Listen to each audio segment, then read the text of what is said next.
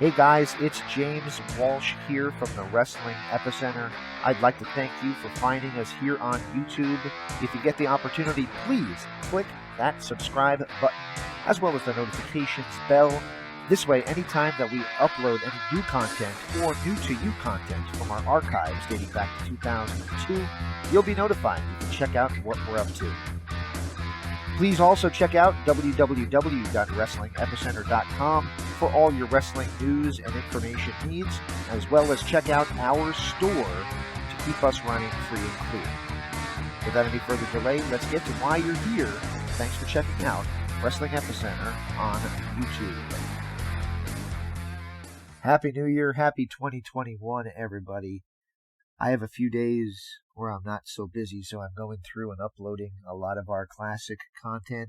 And one of those is the Baby Doll interview. And this one's pretty cool for a couple of reasons. First of all, it's incredible to have had Baby Doll on the show. Always was a big fan. She was the Perfect 10, the Amazon, Andrea the Giant, whatever you want to call her. However, man, oh man, did my co-host at the time piss her off. And it wasn't intentional, by the way, but he and I asked about rumors that Missy Hyatt spread that she was going to do naked spreads in 2006 on Missy's website, which, by the way, went away in a couple years after this. And, of course, it never happened. Kind of wish it did, but it didn't ever happen. So that seemed to set her off a little bit in a bad mood. And my co-hosts managed to ask, how did it feel when Tully Blanchard smacked you? Oh, it felt great, right? So, yeah, you listen for it, see if you hear it. Hope you guys enjoy this classic shoot interview from our podcast. This was 3 Count Wrestling, but it's all under one umbrella, which is the Wrestling Epicenter. Here we go. Hi, this is Kimberly Page, and you're listening to 3CW. And welcome back to 3 Count Wrestling, exclusively on the WrestlingEpicenter.com. Chris Ferguson, not the poker player, being joined by the hapless boss of our show and the owner of our website, James Walsh. And our guest this week is, Chris, I got a new nickname. Yeah. Your former co-host, has given me a new nickname. I'm now the crotchety old bastard. There we go. All right, there you go. Anyway, our guest this week is the one and only Baby Doll. Baby Doll, how you doing today? I'm doing just fine. Hey, Chris. Hi, James. What's up? How you doing? Good to talk to you finally. Good. Yeah, finally get to talk to Baby Doll, the Perfect 10. Yeah, it's good to have you on. Yeah, it's very good. All right, I guess the first thing I'll start out with is something that Missy Hyatt's kind of a friend of the website. And there's been some discrepancies after talking on the phone and all that. Spoke to Missy via email just the other day, and there's some talk. She's saying it on other shows. She said it on a show that's on Figure 4 online, amongst other shows, that you're going to be joining her site to, quote, have some fun. A lot of old, long-time wrestling fans are pretty excited about it. So, true, false, or what's going on with that? I'm sure you guys would be excited if I did a photo shoot with Missy Hyatt. Missy and I are, like, really good friends. I've known her, like, forever. I went to her wedding, like, with her and Eddie Gilbert on Halloween when we both lived in Euless, Texas.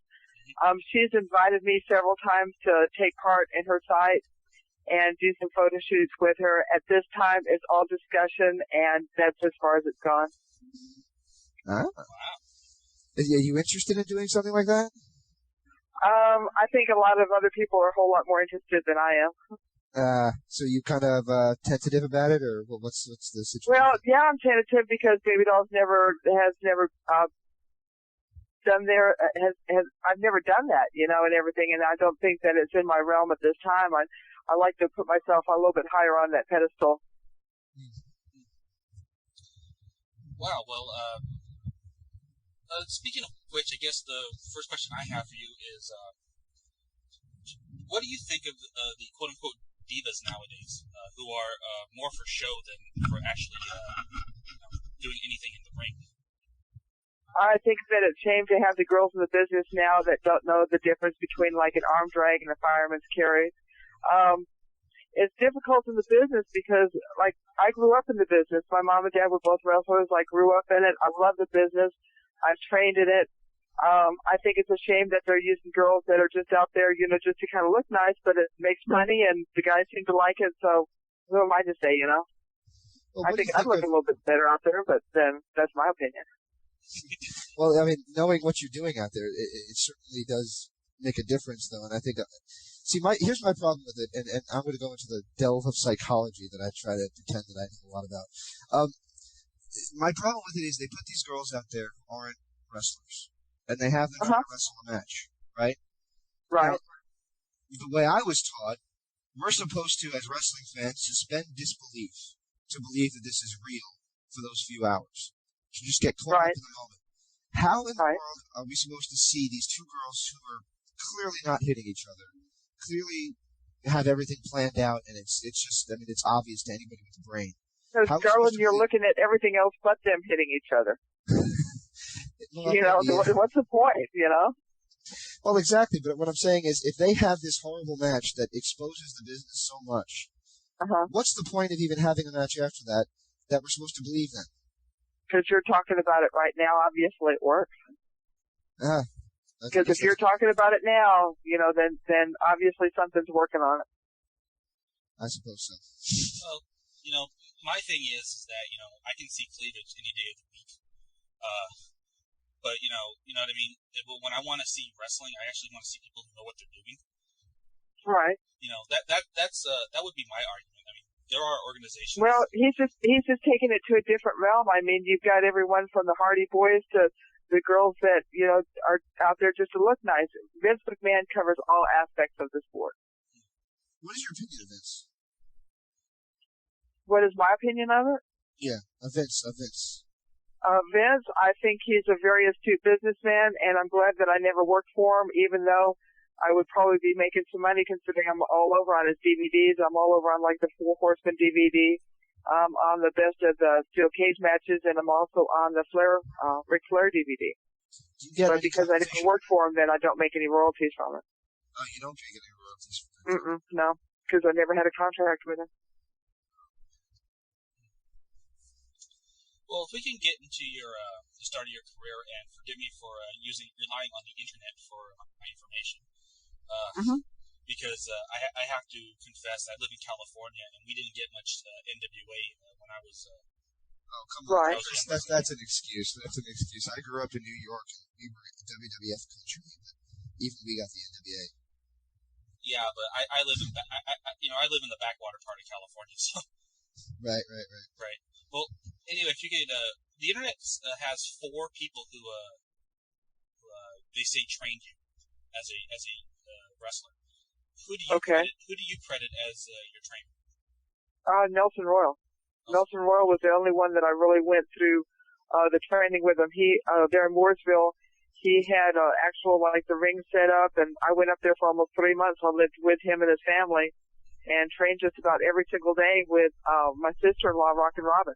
She went on to be a WWE World Women's Champion, and I got some really good bumps out of it.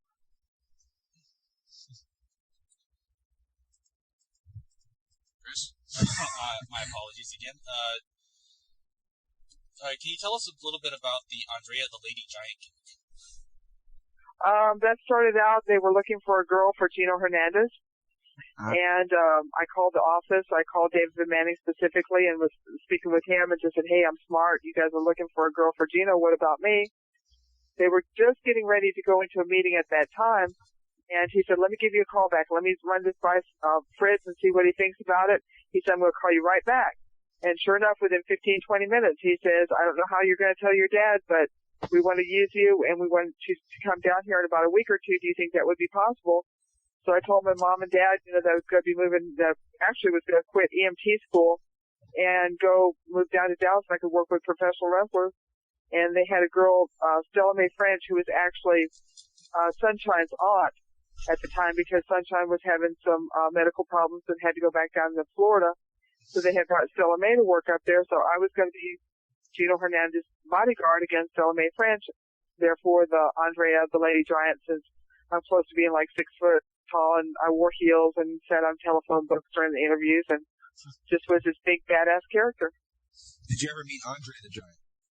Andre and I were very good friends. In fact, he sent me vodka from Germany quite often because he knew that I like vodka. Now, that brings up a couple questions. Not Andre, but the one before that. Brought up a couple good questions in my mind. What did your parents think of you getting involved in the world of wrestling, since obviously they were involved themselves? They hated it because I was going to school. I was almost straight dean's list. I had 4.5 years of college, and I'm going to quit so I could run off and be with professional wrestlers. They were not very happy about it at all. They were not happy about that career choice in my life. Did they ever make peace with it? Yeah, they both did. My mom would go to like the drugstore and like look up magazines and tell me magazines that I was in. And my dad liked it because he knew that I had a really good reputation with the guys, and I was doing a really good job at it. I mean, I was on worldwide TV, I was on nationwide promotion. It was really going for all of us. Now, there was one name you mentioned a minute ago, and I had this question written out that I wanted to ask you, and there seems like no better time than the present to do so. Gino Hernandez is no longer with us, and there's some people who say that his death was not all that it was cracked up to be, that there was some foul play involved. What's your personal opinion on that? I think that Gino Hernandez was with some very mean and awful people whenever he died. I feel very sorry for him, and but he put himself in that situation. He really did. Well, you mentioned another name that just seems to be really popular among our forum members, and that's Fritz von Erich. What was he like as a boss? Fritz, I only saw him about 3 or 4 times when I worked with World Class Championship Wrestling. He didn't quite like my gimmick that much, and he didn't like me chewing gum. He thought it was very offensive, but then we kind of pointed out to him that if it offended him, then it was a good heel move. So he let me keep my gum. Stupid question here, and you get this asked all the time, and I mean, I'm almost ashamed to admit it, but were the Von Erichs as wild as everybody says they were? There, I asked. Everybody was. I mean, you asked like what my life was during the 3 or 4 years that I was actually on the road. I couldn't describe it to you. I mean, the guys had a lot of money. They had a lot of whatever they wanted to at their disposal, and they took advantage of it. Now, when I last spoke to Missy, she was saying that she just saw the Heroes of World Class DVD they put out fairly recently, and when she watched it, she had to miss school that day because she was sobbing, seeing all the things that they did, like the tearing down of the sportatoriums and such that they put on that DVD. Have you seen it, and what is your personal opinion of it? I have not seen it yet, and I think that it would be very sad because there would be a lot of ghosts on that tape. I'm sure there are. Well, going a little bit ahead in your career, Jim Crockett, what was he like as a boss for you? Jim Crockett was easy to take advantage of. He wanted to be one of the boys. He wanted to be one of the wrestlers, and he was willing to pay to have that position, which was fun because he paid us a lot of money to have fun with us. Now, we do interviews with a lot of wrestlers. Everybody's shy of Vince McMahon at this point, it seems. And one of the things that we tend to ask people who are around the NWA days is kind of like this ongoing internet battle between the WWF fans and the old school NWA fans. And that battle is, did you guys see yourselves on par with the WWE, as bigger than the WWE, or what was the mindset? Did you guys, was that the show, or was Vince's show the show, or, what were you guys, what was the deal? Well, at the time whenever Jim Crockett was really, whenever we had started doing our TV shows on TBS, we were better than Vince McMahon by far. We were outdrawing him. Our crowds were better. We had more people per week going to see our show. The only thing that Vince McMahon got us on, passed us on, was the marketing. If I think Jim Crockett had jumped on the bandwagon more with marketing our figurines, calendars, towels, whatever he could get our names on, he should have done that like what Vince did. I think that's where Vince passed us. To a certain extent, that's still the case today, I think, with TNA, because the TNA shows, in my opinion, is better wrestling than you're seeing on WWE. But I say that knowing full well that just the other day I spent however much I spent buying gifts for my soon-to-be wife from the WWE shop, and I don't even like WWE at this point. So it's like, first, I guess the question would be, have you seen TNA? I think I watch all the shows. I watch ECW, TNA, WWE. whatever's on, I'm watching it. If it's good, it's good. I'm going to watch it. If it's not, then I have a tendency to like change the channel. I like watching the Hardy Boys, especially. I think with RVD would be my favorite. But you have no opinion on TNA in particular? TNA, I watch them. Jeff Jarrett coming back is good, along with Cornette and Larry Zbyszko. I like watching their little skits. All right, well, going back to a little bit to your career, how about Tully Blanchard? What was he like as a partner? Tully was the best. I think out of everyone that I could have been put with, I was blessed whenever they put that combination together. He looked out after me. Plus, he just had the working style that, I mean, he kicked everybody's butt, whether it was in the ring or out of the ring. He had some of the best promos, and I just added that little bit of a little extra that he needed to put him over the top. What do you think of people in the recent years, once we started the shoot interviews that are being released on video, DVD, check out the store, by the way, and all the such, and all the interviews such as this one, a lot of people have very nasty things to say about Tully. Said chip on the shoulder seems to be a lot of comments. Do you think those are fair criticisms, or is that kind of unfair? Tully having a chip on his shoulder, no, he just had a lot to prove, and he was willing to do whatever he had to get his point across. All right. Well, again, according to the internet, because I didn't see this, and I do apologize for not being more diligent in my research. Run it by me. When Tully slapped you on the thing when he formed the Four Horsemen with James Dillon. Yeah, he knocked the dog spit out of my mouth. Okay. Did that hurt? He did. He knocked the dog spit out of my mouth. He did. Did you tell him to, or was that like? No, I did not tell him to hit me. Okay, no, it happened. Okay. No, what I meant was the thing was like with Piper and such. Lord Alfred Hayes told him, do it good. Don't make me look bad. Don't cream puff me. Smack me. Was that your mindset going into it, or? Because I knew that they never would. Tully was the only one that did. Ah. Okay. You know, when you think about it, like Dusty never hit me, Magnum never did. Tully was the only one that hit me. Ah. Okay. And then that dare of like, you'll never hit me, you'll never hit me. I knew that they never would. Ah. How about working with Dusty Rhodes? Dusty was a classic. Dusty believed his gimmick. He lived the life. He lived everything. It was so cool, and it was good working off both of those because Tully had one way of doing business, and Dusty had the other. Did you see his Hall of Fame induction? I thought it was wonderful, and then I've been working with Dustin, with Goldust a little bit, so it's been really cool working with them. Working with Goldust, you know, because I mean he's been having some awesome matches. There's a guy that I've been working with. His name is Timber. He's a CWA a world champion, right? And he's had 2 matches with Dustin so far. One in April in Orangeburg, and then we were just in Columbia a couple weeks ago, and they tore it up. And I love seeing Goldust work. Goldust is like a classic character.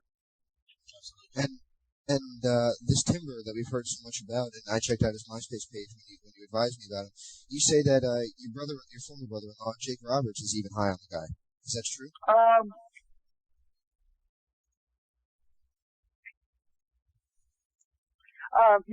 We were supposed to work. Let me think. He was supposed to work in May, but then he had double booked himself.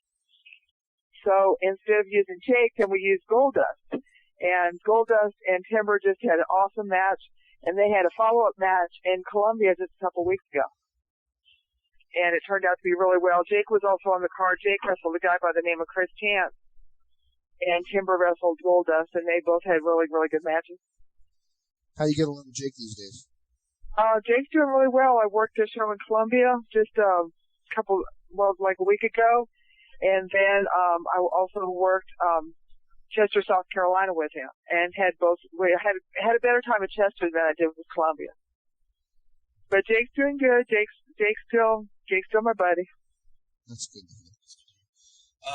Well, how about someone later on in '86. How about Jim Cornette?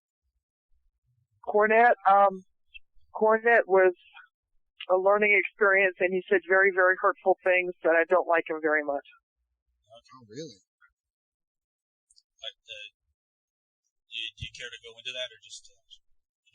I think saying that I shopped at like the junior moose department and just putting me over as like not knowing whether I was a male or a female and things like that when I'm more of a guy than he is. I think he might have taken it a little personal. Right. Was there anybody any other people who did that? Taking promos and such? Oh, there was no one else like Cornette. There was no one else. I mean, Cornette just blew everybody away. Yeah. Oh, wow. Did you ever talk to him about that? Never really talked to him that much. Cornette chipped 3 of my front teeth during the bashes, so I have a lasting impression of Cornette for the rest of my life. Oh, boy. How about Ric Flair? Flair, whatever you see with Flair on TV, that's what you see. He's 24/7 all the time, from like 4:30, 5 o'clock in the morning, drinking coffee and eating tuna fish sandwiches, to 2 o'clock in the morning down in kamikazes and getting everybody feeling good.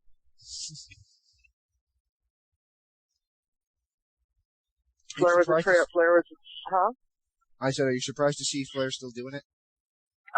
Not really. It's something that he'll love, and he'll love it till the day he dies. And everybody says that, well, what do you think about Flair being in the ring? He loves it. Why tell him not to? You know? And I'm not trying to be morbid here, but I personally think that if there would be a fitting way for somebody like that to go, and this is morbid, but it would be in the ring. I think that's his heart. That's right. His heart and soul right there. Well, that's it. That's it.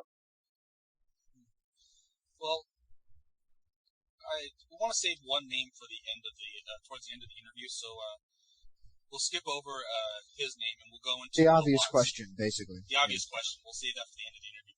How about Bill Watts? Who's he like as a boss? I didn't really work with Bill Watts that much. I thought that he tried to provide a false front of what he really was. He tried to be more than what he was. I hated his road trips. He just seemed like he was cruel on like going from Tulsa down to Baton Rouge, back up to Oklahoma City, then back down to Houston, then over to Lubbock when we could have just done a loop. But he didn't take pride in like seeing how far trips that we could drive. You think he just liked to bully you guys? I think he did it because he could. Right. Are you surprised to hear that towards the end, guys like Scott Steiner and what have you would stand up and basically call him out and say, "Listen, you're not going to bully us anymore. If you want to pretend that you're this big tough cowboy, then let's see what you got." Are you surprised that finally guys started fighting back to him? No, because it was just going to be eventually just an amount of time before someone did stand up to him and just said, "Hey, we're not going to take it anymore." Exactly. I heard that was the beginning of the end with Steiner did it. So I hope that was. Well, that's true. That's true because someone just had to start it. That was all. Someone just had to start. So here's what is its infamous name that you have to pop up on me? Well, we're not there. We're not at the end of the interview yet. But, at least okay. But I just wanted to know because I heard that Bill Watts' road schedule was one of the worst in the history of wrestling. You said Tulsa to Baton Rouge. Back to Oklahoma City. Then Oklahoma City. And then Houston. Then we would be over to like Little Rock and then Lubbock. Little Rock, Lubbock. Oh. It's just like from one end of the state to the other. Yeah, that sounds It was nothing to do 400 miles one way, then have to wrestle, then have to do another 400 miles, and then have to circle back, and it was just ridiculous. It was. And especially like in Louisiana and Oklahoma, the roads were just awful. Wow. That's not good. Yeah. All right. Another name you mentioned him earlier in the interview. How about Larry Zbyszko? Larry Zbyszko, he was fun to work with. I travel more like with Terry Taylor, Eddie Gilbert, Larry Zbyszko. That's how I kind of remember it, was traveling with those three guys rather than just Larry. Is it true with him and Flair that that what you see is what you get? Yeah, Larry's the living legend 24 hours a day. He believes that he is the giant killer and that Bruno Sammartino, he was it in professional wrestling right then, and he still is. Well, it's Well, I guess it is time to bring up that one name, Sam Houston. A couple of questions, I guess. One was he the cause of you leaving Crockett? Okay, say it one more time. Sam Houston was what? Was the supposedly, according to the internet, that the And Crockett urban legend. urban legend was that the Crockett Right. booking committee released you from Georgia because you married Sam Houston. And he That's was the quote truth. lower on the card. That's the truth? That's the truth. Wow. I got married July 30th, and August the 20th, I was making reservations to move to Kansas City. Wow. Now, And that was just after helping Flair win the World Heavyweight Champion from Dusty. It was Dusty and from Crockett. It was like a consensus of all them. They wanted me to stay single, and I had kind of a mind of my own that I was going to do it my way, and that they were just going to have to deal with it. And they showed me that they didn't have to deal with it. Now, legally, though, is that even legal to fire somebody for getting married? It didn't matter if it was illegal or not. They did it. They could. I mean, I worked for them, and all of a sudden I was still working for them, but instead of making several $1,000s every single week, I was making a couple $100 and having to do hellacious road trips. Oh, boy. Now, was there any lingering, dissent or disrespect for Dusty when you saw that, or when he did that to you, or no? Any disrespect? I mean, it was his company. He could do whatever he wanted to, and he told me not to get married, and I went ahead and did it anyway, so what point did I prove? Exactly. Well, you have a couple of daughters with Sam Houston. Right. I've got two daughters. They're 14 and 16. Micah Tyler is 16, and Michaela Joy is 14. Well, congratulations and happy belated Mother's Day. Thank you.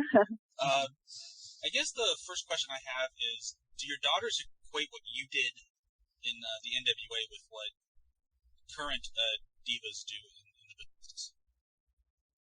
They're actually very proud of what I do.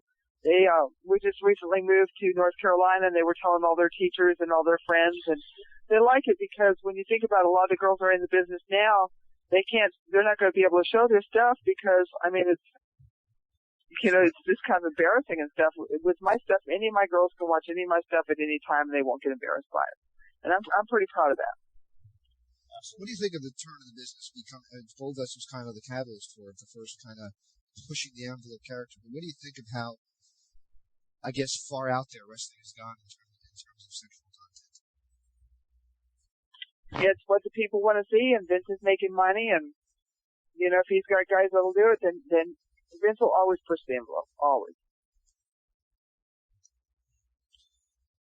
Now, would you ever want to see your daughters in wrestling, or are you saying, don't go there, don't do that? My 16-year-old has no interest in it at all. My 14-year-old has been traveling around with me a little bit. She actually got in the ring in Columbia and took some bumps and falls, and she was pretty sore for about 4 days afterwards. Did you teach her how to take a bump? She's learning. It wasn't me. A friend of mine was working with her a little bit. Have you heard of there's a women's group on the independent circuit called Shimmer. Have you heard much about them? I haven't heard of a women's group called Shimmer yet. Yeah, it's more of a they actually have wrestlers, women wrestling instead of just being cool. Yeah, I'll give you the web address after the interview. You're working with this company called CWF. You're doing some fan conventions. Where else can fans Right. find more information on Baby Doll? And how far do you see the CWF company going? Because obviously you have. The CWA is doing really well. It's one of the reasons why I moved down here to the Carolinas. They're based out of Orangeburg, South Carolina. We just went on the Carolina On Demand, the digital cable where you can watch the show anytime you want to. I'm also really involved with NWALegends.com. It's a Legends convention that's going to be in Charlotte, North Carolina. It's August the 10th, 11th, and 12th. It's like the number one Legend show out of everyone that's out there. I've been to several of them, and the promoters just treat us wonderful. The guys are out there. You can actually, right up and down the elevators, like with your favorite wrestling stars. The autograph sessions are good. You get pictures taken with the guys. They're also going to have wrestling matches. I believe on Friday, Saturday, and Sunday. They're going to kind of spread those out a little bit. And it's with the NWALegends.com. That would be the one that I'm going to kind of promote more than anything else going into this summer. Alrighty, well, thank you very much for spending the time with us, baby doll. We'll let you get back to what you need to do. And, okay. And hope you have a good career, and hope to hear from you soon. You bet. And you guys can check out my MySpace. It's on the myspace.com, and it's /Nicola_Roberts. And that's NICKLA_ROBERTS if anybody wants to come on there. I've got some videos and lots of pictures, and hope to hear from everybody. Well, we look forward to seeing you maybe doing something with Missy. Not to be a perv. Maybe what you can do with Missy, she does do things that aren't just racy. She does do, like, videos and such, like, you know, people screwing around during Legends Fest and such. Well, not in that way. I don't know if there's going to be a video of Missy and I screwing around, but you guys can always that way. My name is James Walsh, and I'd like to thank you for checking out the Wrestling Epicenter here on YouTube. If you have not done so already, please do. Click that subscription button and the notifications bell. This way you'll be notified anytime I upload any new or new to you classic content from our archives that date back to 2002. If you get the opportunity, please also check out www.wrestlingepicenter.com for all your wrestling news and info needs, as well as our store to keep us going free and clear. Without any further delay, let's get to why you came here, the content here on YouTube.